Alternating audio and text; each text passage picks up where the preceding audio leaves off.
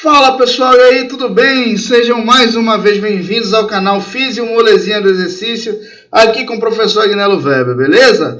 Tema de hoje, galera, miostatina, ou temazinho bom de se discutir, né? Desmistificar algumas coisas, revelar outras coisas, confirmar coisas que você já sabe também, né? Algumas informações que você já sabe.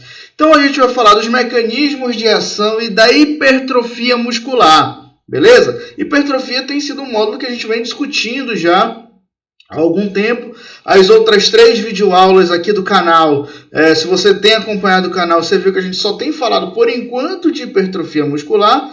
E hoje eu vou falar sobre a miostatina, que é uma proteína fantástica, tá? Que regula o crescimento muscular.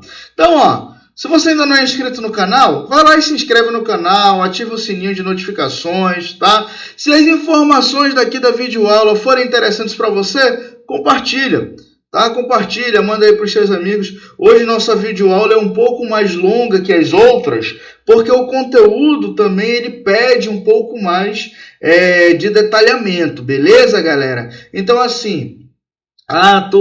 tô meio cansado, não consigo ler muito artigo e eu quero aprender sobre a miostatina? Tá aqui, essa é a tua chance. Hoje tu aprende sobre a miostatina. Vou falar tudo sobre a miostatina aqui? Claro que não dá. Eu não tenho capacidade aqui física, a gente não consegue fazer tudo isso em uma videoaula somente, tá bom? Então, se você quiser aprender mais sobre isso, faz o seguinte... Aí nos próximos slides vocês vão ver o meu perfil do Instagram. Me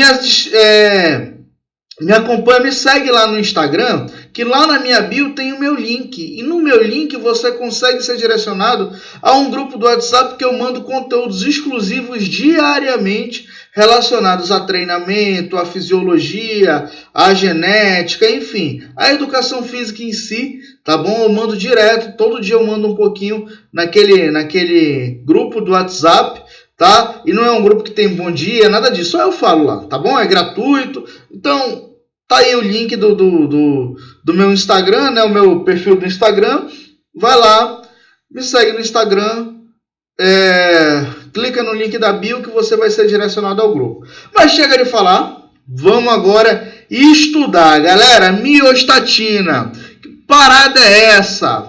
Seguinte, a miostatina, ela faz parte de uma superfamília de fatores de crescimento e transformação, conhecida como família de fatores de crescimento e transformação beta. Vamos lá. O que são esses fatores de transformação, pessoal, e crescimento? Lembra do IGF-1? Lembra do GH? Eles não são fatores de crescimento, ou seja, são moléculas que atuam regulando o crescimento corporal, tá? E aí a gente vai falar bastante aqui do crescimento, nesse caso, muscular, que a miostatina, apesar de interferir em outros tecidos, o papel dela principal é regular a musculatura, regular o crescimento do músculo, tá bom? Galera, seguinte...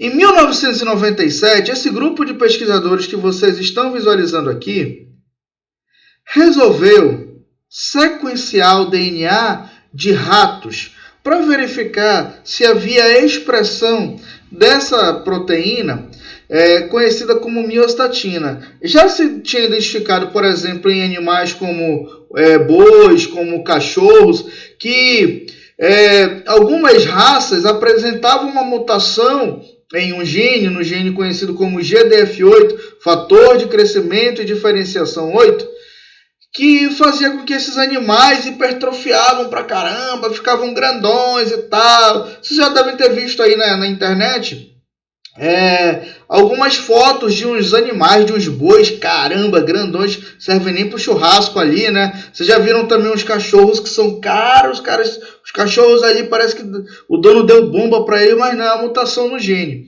tá? Foram investigar então no rato como é que esse gene se comportava.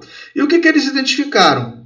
Eles sequenciaram então o gene, sequenciaram o GDF8 e notaram o seguinte: bem, em todos os animais que há expressão da miostatina, ou seja, que o gene GDF8 é expresso e tem-se a formação de miostatina, os animais têm o mesmo tamanho, o mesmo peso, enfim.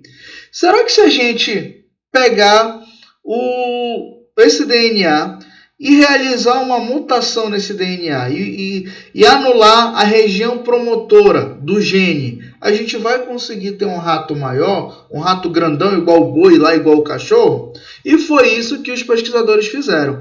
Então eles eles anularam a região promotora do gene. Pelo amor de Deus, o que é promotor de gene? Vamos lá. Galera, é o seguinte, se tu anda de ônibus, tu sabes que tu tem que ir para uma parada de ônibus, né? Tem que ir para um ponto de ônibus. E o motorista, ele para naquele ponto de ônibus. Mas o que acontece se modificarem o ponto de ônibus?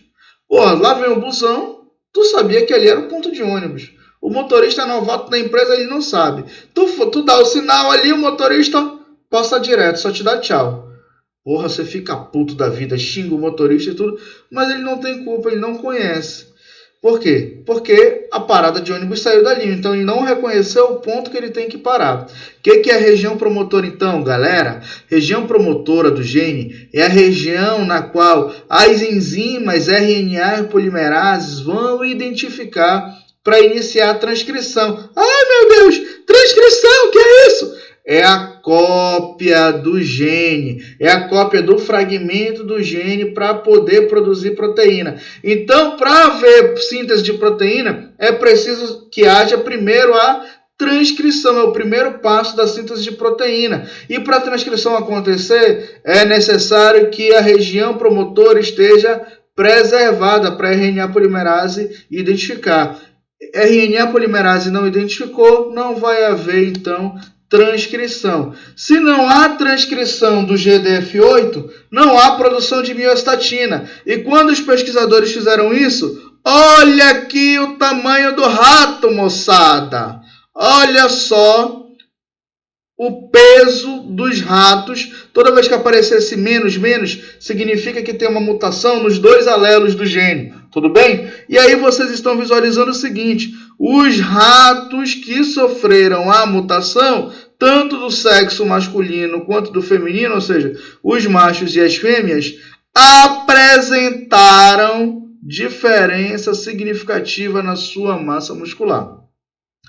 Ou seja, o gene foi anulado. Se o gene é anulado, não produz miostatina. Sem miostatina, o que acontece com o rato? Pô, grandão, o rato fica gigante. Beleza? Ah, então quer dizer que o personal trainer lá do meu colega, ou o meu colega que tem amizade ali com um Zé do Óleo da vida, está treinando ali há um mês e cresceu absurdamente. Foi isso? Não, não foi. Ele não anulou o gene da miostatina, ele tomou bomba, tá? É diferente. Vamos lá, galera. Então, já eles perceberam o seguinte: esse aumento de peso do rato, será que foi massa muscular ou será que foi gordura? E aí começaram então a dissecar os animais e perceberam o seguinte: olha só, o volume dos músculos dos animais com a mutação era sempre 150%, 130% maior do que o do animal sem a mutação, ou seja, do animal que expressava miostatina. Então, os animais nocautes, ou seja, os animais nocaute, quando eu falo nocaute, que não recebeu, que sofreu uma mutação e aí não produz o gene, não é que ele recebeu uma porrada não, tá bom? O nocaute é que sofreu uma mutação e não está expressando o gene, tinha então bem mais massa muscular do que o selvagem. O que é isso? Rato selvagem. Não é o rato que é selvagem, é o gene que está no seu formato selvagem. Como assim? No seu formato que vai funcionar, beleza? E olha aí, galera, olha que coisa linda isso. Olha o rato aqui ficando grandão. Aqui o rato sem mutação, ou seja, o rato com o gene selvagem. E olha aqui o rato com a mutação. Olha o tamanho do rato.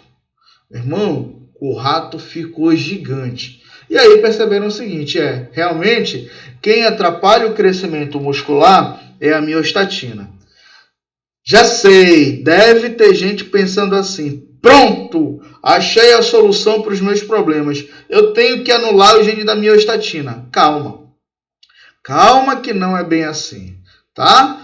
Tem estudo que mostra, por exemplo, que a miostatina é importante para evitar uma hipertrofia cardíaca exagerada que pode te causar, por exemplo, uma arritmia, tá bom? Hoje, como eu estou falando de hipertrofia muscular mesmo, não estou falando da miostatina de maneira geral, dos benefícios e dos malefícios dela para a saúde, estou falando somente da hipertrofia, eu direcionei hoje para a hipertrofia, tá bom? Eu não vou falar sobre alguns benefícios que a miostatina traz para a gente, mas se você entrar no grupo lá do WhatsApp, daqui a pouco eu vou tanto disponibilizar o artigo como discutir esse artigo com as pessoas lá do grupo. Beleza? Então vamos seguindo aqui, vamos seguindo a vida. E aí, moçada, aquele artigo foi de 1997, tá? Passa um pouquinho, né? 5 anos depois, os autores começaram a investigar um pouco mais a fundo como é que essa miostatina atuava no organismo.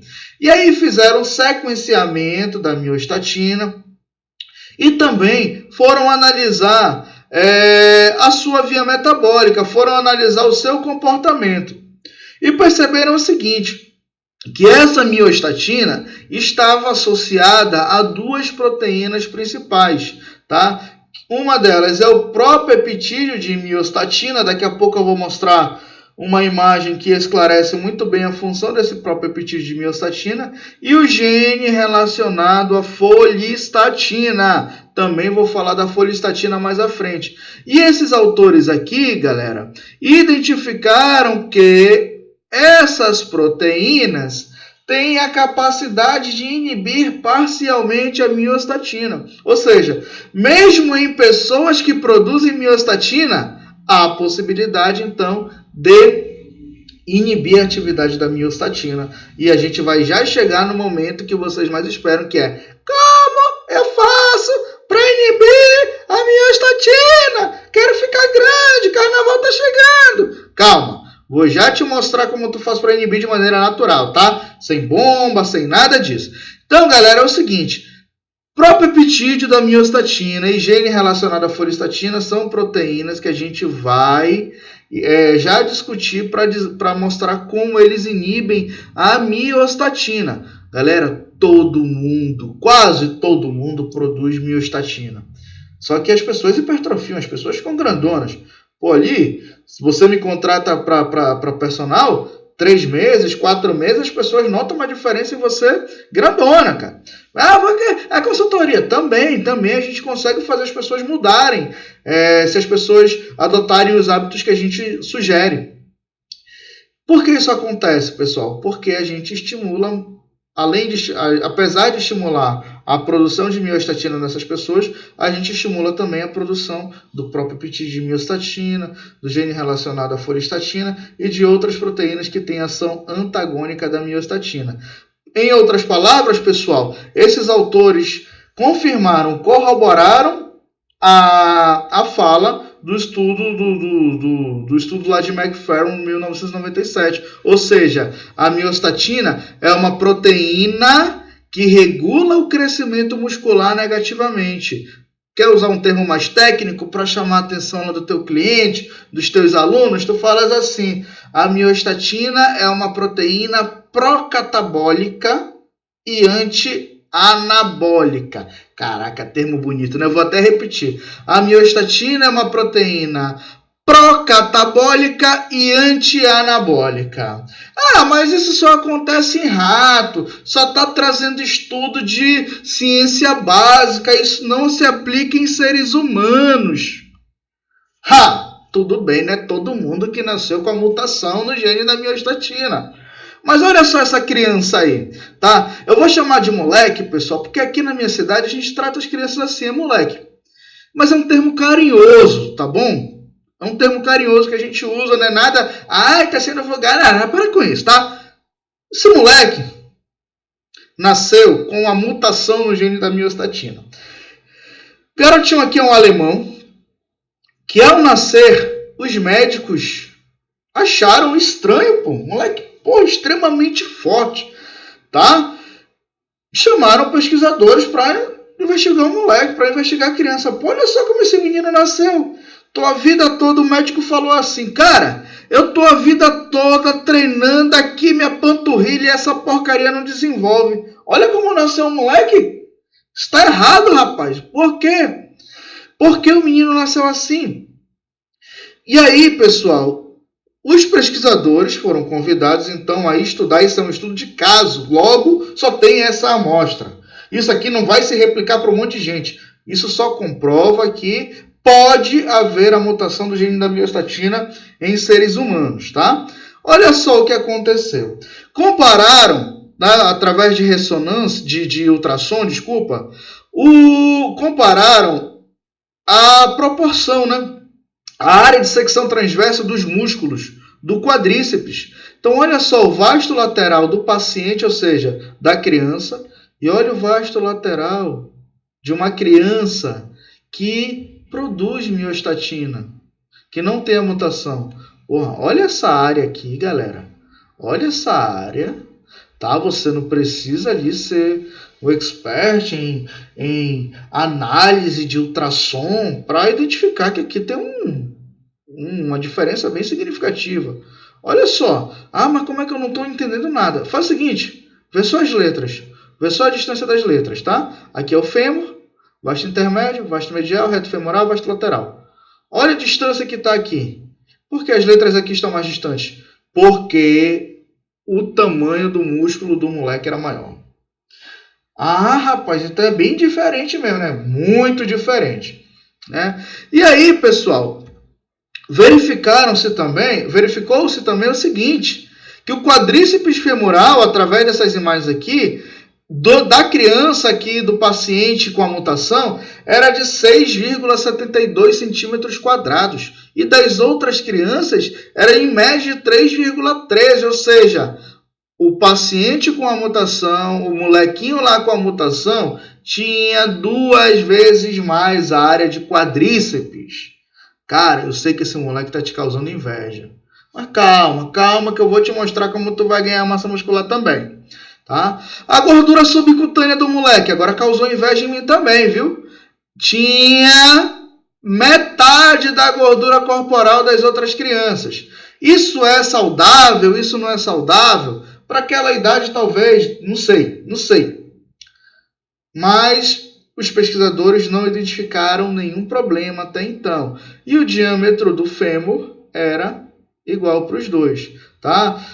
Os músculos da criança não apresentaram nem fibrose e nem deposição de tecido adiposo. Por quê? Porque tem gente que hipertrofia, caramba, a pessoa ficou grandona ali, aí você fala assim, não, mas a pessoa aumentou, foi o volume de gordura dentro do músculo. Não, essa criança não foi assim, tá? Não foi isso que aconteceu, tá? Os pesquisadores identificaram que o músculo dele era extremamente saudável.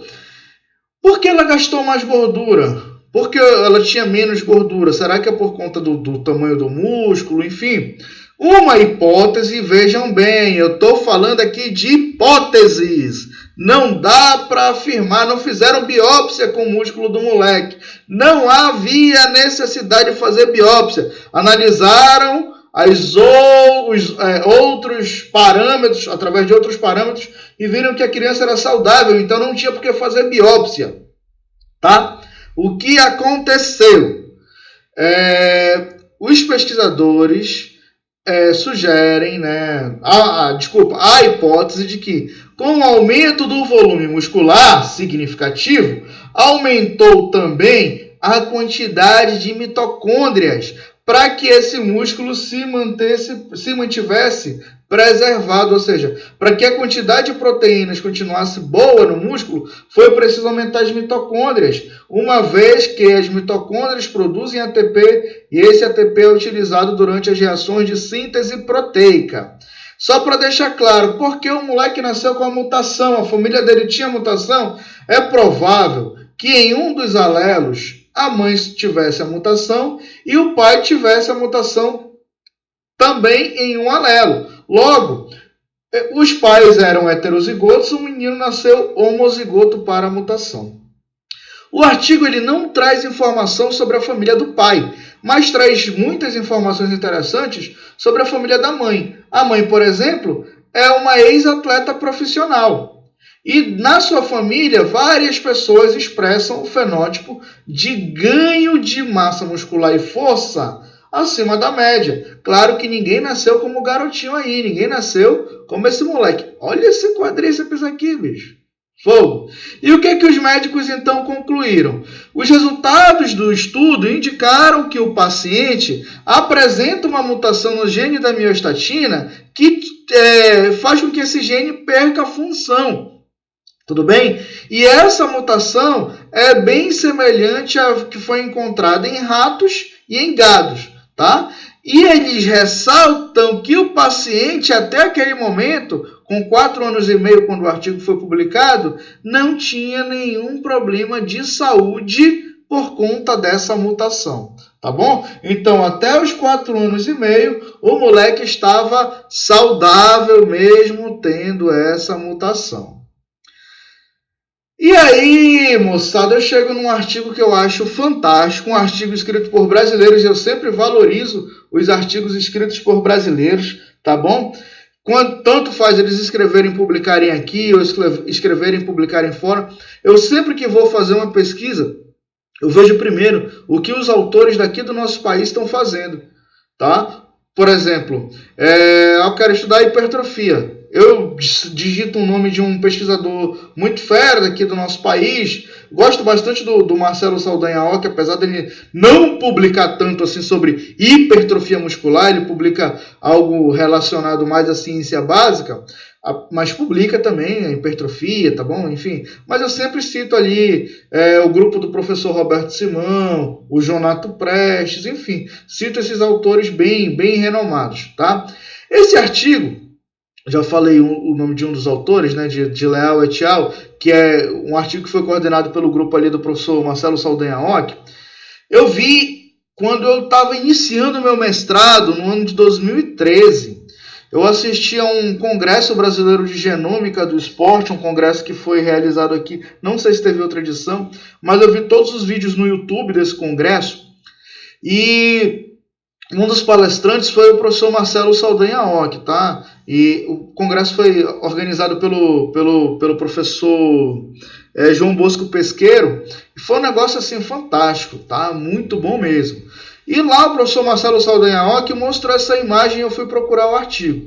Então eu estou falando bastante do professor Marcelo Saldanha porque ele é um dos caras que eu sigo na rede social, que tem um perfil técnico-científico mais engraçado, tá, da rede social. Por quê? Ele trata com determinado...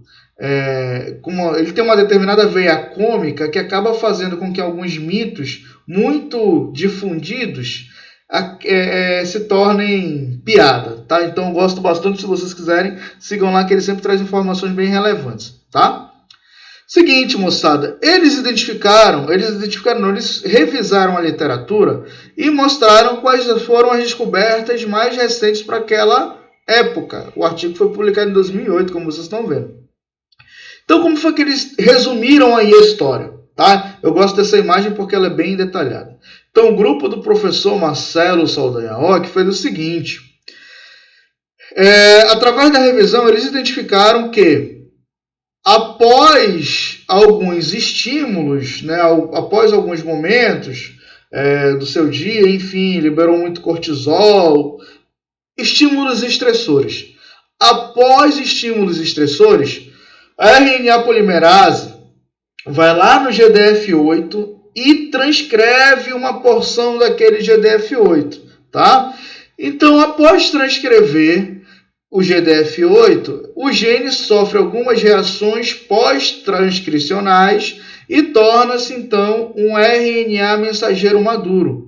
Esse RNA mensageiro maduro deixa a célula, deixa a fibra muscular na forma de proteína. Só que essa proteína ainda não tem uma atividade biológica muito efetiva no nosso organismo. Por quê? Porque essa proteína está ligada a um próprio peptídeo. Essa proteína nada mais é do que a miostatina. A miostatina, então, deixa a fibra muscular na forma de complexo latente. E já fora da fibra muscular, a proteína sofre clivagem, tá? Como vocês estão vendo, e ela é dissociada após essa clivagem do seu próprio peptídeo. Então, a proteína miostatina agora assume uma configuração tridimensional ótima que pode fazer com que ela se ligue a um receptor e, ao se ligar a esse receptor, ela desencadeia as suas reações fisiológicas, ela vai desencadear uma cascata de reações dentro da fibra muscular. Então, só para a gente resumir isso aqui, que vai acontecer, o gene é transcrito, forma-se um RNA mensageiro, esse RNA mensageiro é traduzido em proteína, a proteína deixa a fibra muscular na forma de complexo latente, esse complexo latente sofre clivagem, a miostatina é dissociada do próprio peptídeo e então a miostatina se liga ao receptor de activina 2B e vai estimular a atrofia muscular, vai estimular proteólise, vai estimular a perda de massa muscular. Por outro lado, os pesquisadores também relataram o seguinte: existem inibidores. Lembra que lá no segundo artigo eu falei de alguns inibidores? Um desses inibidores, pessoal, é o próprio peptídeo, e o outro inibidor que está sendo citado neste artigo é a folistatina. O que acontece? A folistatina tem uma composição homóloga à miostatina, ou seja, ela é parecida com a miostatina. E aí o que vai acontecer? Essa folistatina pode se ligar à miostatina, tá bom? E impedir que essa miostatina se conecte ao receptor de activina 2B. Logo, diminui então a atividade da miostatina. Ao diminuir a atividade da miostatina, o que vai acontecer é que há maior possibilidade de ganho de massa muscular. Beleza? Então, a miostatina inibe o crescimento muscular. A folistatina e o próprio peptídeo de miostatina vão ajudar o músculo a crescer. Por quê? Porque vão inibir a atividade da miostatina, não vão deixar essa miostatina se ligar ao receptor aqui de activina 2B. Mas por que a miostatina, então, vai lá e degrada proteína? O que ela faz? Pessoal, é o seguinte: a miostatina ela acaba por atrapalhar a atividade da via da AKT. Que via da AKT? Vai lá na videoaula 1 que eu expliquei o que faz a via da AKT. Além disso, a miostatina aumenta a atividade de uma proteína conhecida como FOXO. Tá?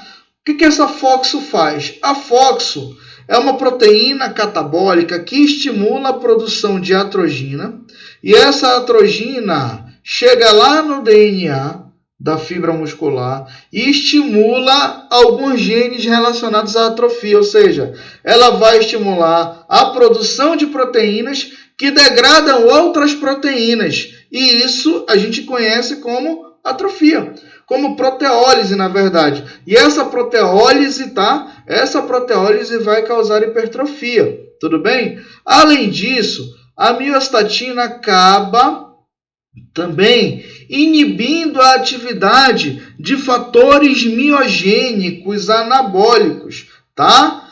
PAX3, MioD, miogenina, que são moléculas que têm um potencial anabólico. Inclusive, essas moléculas aqui vão ajudar as células satélites, tá, a se proliferarem e diferenciarem-se durante as reações de regeneração muscular. Beleza? Então, por que a miostatina vai atrapalhar? Porque ela estimula, além de inibir a AKT, aumenta a atividade da FOXO, da atrogina e de genes relacionados à atrofia muscular, o que vai então fazer com que você perca massa muscular. E aí a gente chega agora nos estudos de associação. Como assim? O que é isso? Vamos lá. Eu falei para vocês que eu ia mostrar como nós podemos inibir a miostatina sem causar mutação no gene. E eu tenho uma resposta para vocês, galera. É se exercitando, descansando, se alimentando bem. Se exercitando, descansando, se alimentando bem. Ah, mas eu já ouvi isso. Pensei que fosse algo novo. Porra, por quê, velho? Já ouviu? Faz! Então faz, executa. Beleza? Olha só o que esses autores aqui fizeram, galera. Eles foram avaliar alguns sujeitos e tentaram identificar, tá? E tentaram identificar se nesses sujeitos o treinamento de força nesses sujeitos ia, de certa forma, inibir a produção de miostatina. Então, eles pegaram 22 pessoas, 22 homens jovens, tá? E separaram em 2 grupos. 10 pessoas compuseram o grupo controle e 10 pessoas compuseram o grupo de treinamento de força. Os exercícios realizados, pessoal, foram os exercícios de leg press, extensora e flexora. Mas só foi avaliado a força, por exemplo, só foi avaliado a força no leg press e também só foi avaliada a espessura, desculpa, tá? Fugiu a palavra aqui. A espessura do quadríceps, tá? E a quantidade ali de peso, de gordura, de massa muscular e gordura dos sujeitos, tá? Então, a gente pode observar, e o estudo foi realizado em 12 semanas, a gente pode observar o seguinte, que com 12 semanas, tá? O grupo que realizou o treinamento de resistência, ou seja, realizou a musculação, obteve ganhos significativos aqui, tá bom? De peso em comparação com o grupo controle, tá? Esses dados, pessoal, esses dados eles indicam o seguinte, beleza, o treinamento de força ele faz isso mesmo, tá? O treinamento de força ele tem essa função mesmo. E aí eles observaram também que houve aumento na massa livre de gordura, enfim. Beleza, isso aqui a gente já conhece. Quem treina vai ter mais massa muscular, vai aumentar o peso, enfim, comparado a quem não treina. Agora, olha só, galera, olha só, tá aparecendo aqui esse nome, tá aqui para vocês, mas esse artigo não é desse autor aqui não, tá? Peço 1000 desculpas a vocês, não vou editar a porra do vídeo, vai assim mesmo, tá? Peço desculpas a vocês, não é deste autor aqui, este autor é do outro trabalho, tudo bem? Olha só. Galera, quando avaliou-se espessura muscular, observou-se então que o quadríceps estava maior em quem treinou. E olha só que interessante, galera. A miostatina, tá? A miostatina e a folistatina também houve aumento no RNA mensageiro da miostatina. Houve aumento na miostatina no músculo. Houve aumento da concentração sérica de miostatina. Houve manutenção ali na quantidade de receptores de activina 2B. Na verdade, o grupo que treinou teve até uma diminuição, mas não foi uma diminuição significativa. Só que o que aumentou mais, galera, foi a folistatina. Na verdade, os genes relacionados à folistatina. O que eu estou querendo dizer com isso, moçada? É o seguinte, quando você treina, você até tem aumento na quantidade de miostatina. Ah, então, pô, por que eu estou me desenvolvendo se eu estou produzindo miostatina quando eu treino? Porque é o seguinte, você produz ainda mais folistatina, que vai e inibe a atividade da miostatina. Observem que a partir de 6 semanas já houve uma diferença significativa aqui na produção de folistatina. Com 12 semanas, essa diferença subiu ainda mais, tudo bem? Só que subiu também a miostatina. Claro que vai subir a miostatina. Você está treinando, você está desgastando o seu músculo.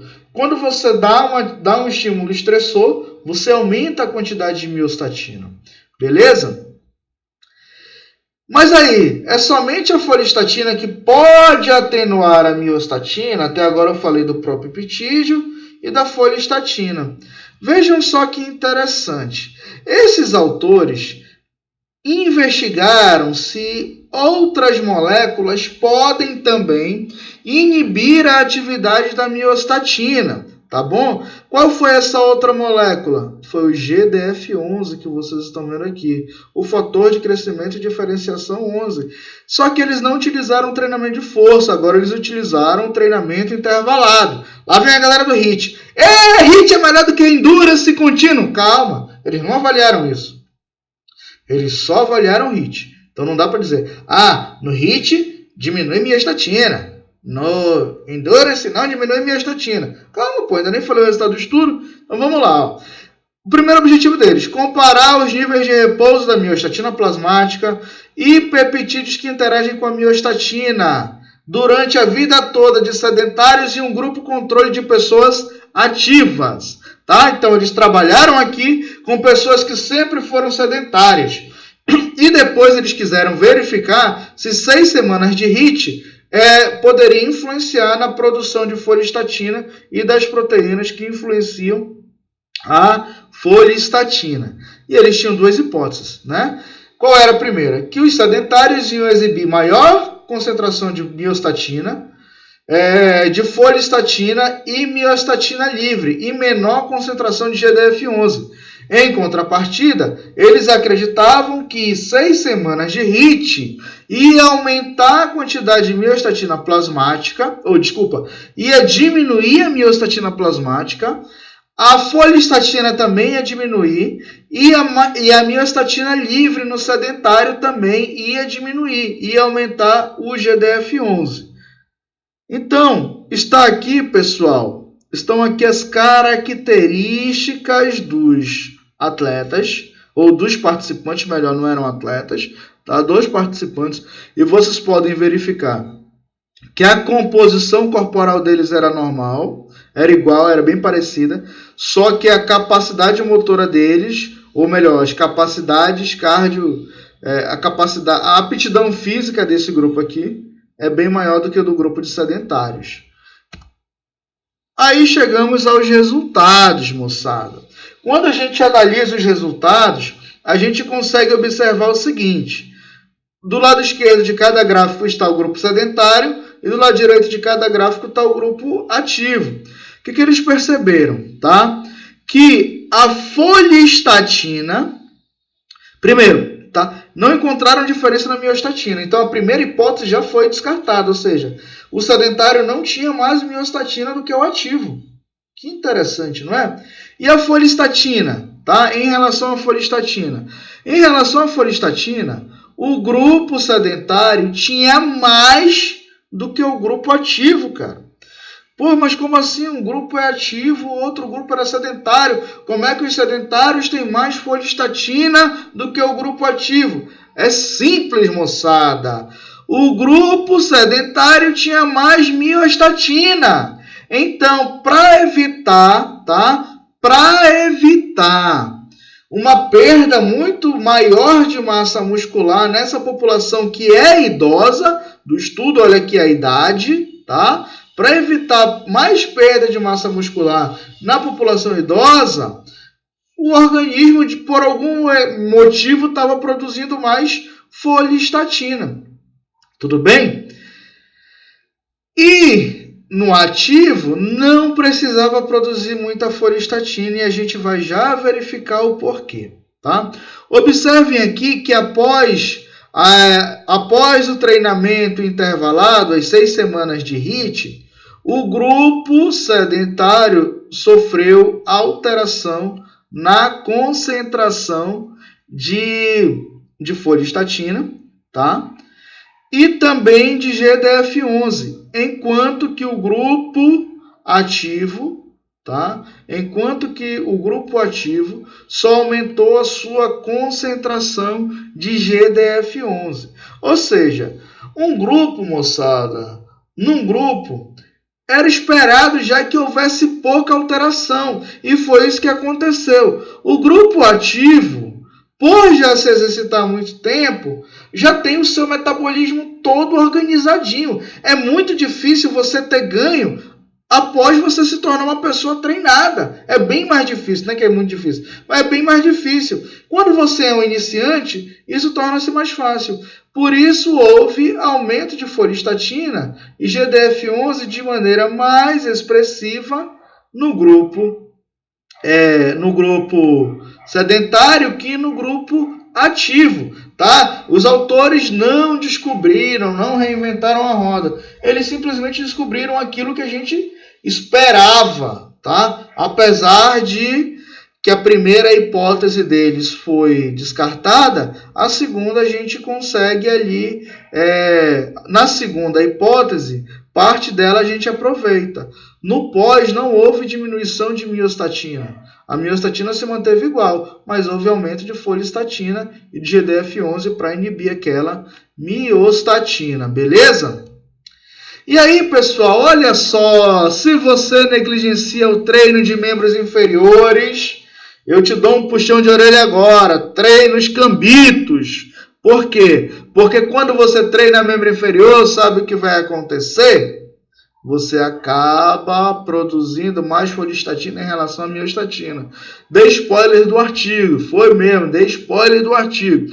Vamos lá entender por quê? Olha só aqui, galera. Esses pesquisadores pegaram pessoas destreinadas, tá? E colocaram essas pessoas para treinar de 3 maneiras.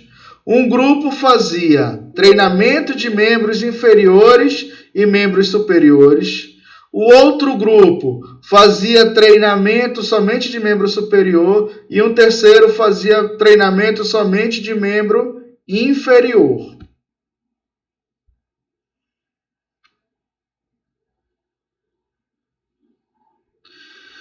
Vamos lá, desculpa aí, tá bom, moçada? Desculpa aí, viu? O que aconteceu? Galera, seguinte, eles então investigaram essas pessoas e verificaram que nessas pessoas, tá? Quando as pessoas treinaram somente membro superior ou somente membro inferior, até aumentaram a produção de miostatina. Ou desculpa, até aumentar a produção de foliestatina. A gente vai já ver algumas informações interessantes em relação a isso. Então é o seguinte, olha só como era o treino, tá? O treino envolvia esses exercícios aqui e os sujeitos passaram uma semana se adaptando ao treinamento e depois o treinamento seguiu essa rotina aqui, tá? O treinamento foi durante 8 semanas, enfim. Tá aqui a intensidade, as repetições, as séries e o período de recuperação. Vamos chegar aqui nos resultados que o vídeo está ficando longo, mas está show de bola. Olha só que interessante, galera. Quando avaliaram a massa magra, perceberam o seguinte. Todo mundo que treinou aumentou a massa muscular. Todo mundo que treinou aumentou a massa muscular. O grupo controle? O grupo controle não, claro que não. Só que olha só, quando verificou-se o percentual de massa muscular aumentado, quem treinou membros superiores e inferiores acabou então tendo um percentual maior de ganho de massa muscular. Quando avaliou-se a massa gorda, os 3 grupos treinados tiveram diminuição de massa muscular, mas o grupo que treinou os 2 perdeu mais massa gorda. Desculpa, eu falei aqui massa muscular, né? Todos tiveram diminuição da massa gorda, mas quem treinou mais perdeu mais massa gorda. Seguindo, quando avaliada a miostatina, olha só, moçada, o grupo controle, o que aconteceu? Nada. Mas os demais, quem treinou, tá bom? Quem treinou somente membros inferiores teve diminuição da miostatina. Quem treinou somente membros superiores não teve nem diminuição nem aumento da miostatina. Quem treinou os 2 teve também diminuição da miostatina. Mas aí, Agnello, quem perdeu mais? Ou melhor, quem teve maior diminuição distribuição de miostatina? Quem treinou os dois. Se a gente for analisar as proporções, quem treinou membro superior e membro inferior perdeu mais miostatina. Teve menor produção de miostatina. E em relação à folistatina, o mesmo comportamento, galera. Apesar de todo mundo ter aumentado a folistatina, todo mundo que treinou aumentou a folistatina, só quem não aumentou foi, obviamente, o grupo controle. Quando comparadas as proporções, quem mais aumentou foi quem treinou superior e inferior. Beleza? Desculpa. E para a gente finalizar, galera, a nossa aula aqui, que já está com 45 minutos. Rapaz, vão ser 45 minutos de muito prazer. A gente vai chegar a 50 aqui nesse negócio. Tu vai sair daí, depois que tu assistir essa videoaula inteira, tu vai sair muito fera. Ah, mas uma videoaula longa. Porra, se tu não consegue assistir uma videoaula de 50 minutos, parceiro, seguinte, desiste da vida. Beleza? Galera, olha só aqui então a proporção, a razão folistatina, miostatina. Interessantemente, aumentou em todo mundo, até no grupo controle, tá? Mas vejam bem, isso é a razão, tá? A proporção de uma em relação à outra. Quando a gente vai comparar nos grupos treinados, quem mais aumentou folistatina e mais diminuiu miostatina? O grupo que treinou membros superiores e membros inferiores.